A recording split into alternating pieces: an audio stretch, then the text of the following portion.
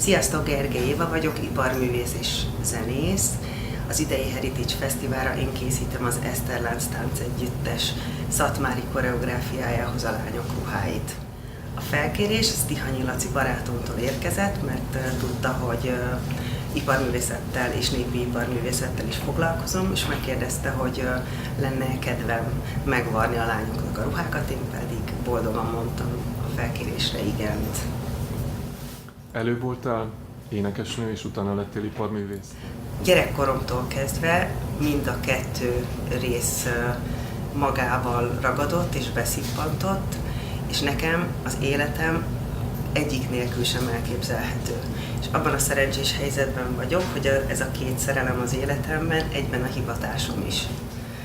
Tehát, hogyha az egyiket megunom esetleg, és kicsit hangsúlyosabb lesz a másik, és fordítva, ez sem okoz gondot. Tehát én egy nagyon szerencsés embernek mondhatom magam. A kettőben pedig az a közös, hogy mind a kettő teremt valami újat. Mert ha a zenéről beszélünk, akkor ott a hangokat egymásra pakolja az ember, azokból lesznek az akkordok, ha az akkordokat meg egymás mellé rakjuk, abból lesz a zene. És ez az iparművészetben, vagy a kézi munkában sincs másképpen, és én azt élvezem az iparművészeti életemben, hogy egy szál fonallal, egy szál horgolótűvel, vagy éppen egy csípkeverő párnával és verőkékkel tudok a semmiből valamit teremteni. Mert alapvetően én egy alkotó embernek gondolom magam. Egy ilyen szatmári vizitke egyébként a lányok blues része. Ez körülbelül nekem 8 óra varrást jelent azért, mert minden tájegységnek megvan a saját díszítő rendszere, megvan a szabás vonalvezetése, és az ilyen szempontból egyébként a szilárdsági mellett egy nagyon kifinomult vonalvezetést igényel, tehát ezért tart ilyen hosszú ideig megvarni. És azt gondolom, hogy tehát nekem először végig kellett gondolnom, hogy mi a tájegységre jellemző vonalvezetés, szín, díszítő motívumrendszer, annak mi a szimbolikája, hogy nem mondjuk butaságot, hogyha felállítunk egy egész táncegyüttest a színpadra, de mégis azért jól mutasson, mert hiszen akkor, hogyha az ember színpadra tervez jelmezt, akkor annak mindig hangsúlyosabbnak kell lenni annál, mint ami valójában elvárható.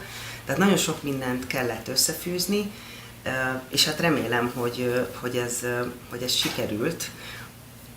Ilyen szempontból ez a fajta vonalvezetés ez egy kicsit bonyolultabb, mint a többi tájegység, de szebb is, szerintem.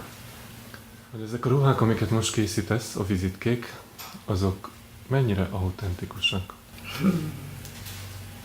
Szeretem ezt a szót, hogy autentikus, igazából nem szeretem. Annyiban autentikus egyébként, hogy a díszítő motívumokat így használták, de a színekben nem tudunk autentikusak lenni, mert a táncegyüttesben vannak már idősebb hölgyek, akiknek gyerekeik vannak. Ők már bizonyára nem viselhetnének olyan színeket, mint amiből a ruhájuk készül, mert minél idősebb egy nő, annál inkább sötétebb a ruhája, ráadásul nem is lehetne hajadonfőt, ha jól tudom, akkor a 6 lány közül, aki táncol a koreográfiában, már mindegyik férjezett, tehát eleve kendőt kéne viselni. Például, hogy csak egy példát említsek. Pirosat már nem illendő viselniük, mégis lesz piros a színpadon. Szóval, hogy ilyen szempontból, ha a színt tekintem, akkor nem autentikus. De én ezt a szót azért nem szeretem, sem a népzenében, sem a néptáncban, sem a népi iparművészetben, mert ha valamire azt mondjuk, hogy autentikus, akkor mindig valami rögzített dologról beszélünk. Attól függ, hogy mikor rögzítjük. Nyilván Kodály és Bartók akkor tudta rögzíteni először a zenét, amikor az eszközök rendelkezésükre álltak. De ha ne adj Isten, csak 50 évvel később lett volna ez a rögzítés, akkor már egész mást rögzítettek volna. És ez ugyanúgy vonatkozik a ruházkodásra. Miért használtak kalocsán például színes hímzéseket? Azért, mert a kivetközés időszakában, az első világháború követő időszakban hozzájutottak színes fonalakhoz. Előtte csak kékből és pirosból hímeztek, előtte meg csak tört fehérből például. Lehet, hogy akkor egy kicsit te ezeket a ruhákat a saját ízlésedre szabtad? Hát persze. Azt szeretném egyébként, hogy nagyon szépek legyenek a lányok, és én minden egyes ruhát, bármiről is, bármilyen ruhákról is legyen szó, amit én készítek, iparművészként mindig úgy csinálom meg, hogy csak azt fogadom el, amit én is fölvennék utána. Tehát nem készítek olyat, ami szerintem nem hordható vagy ízléstelen lenne. Az biztos, hogy nem.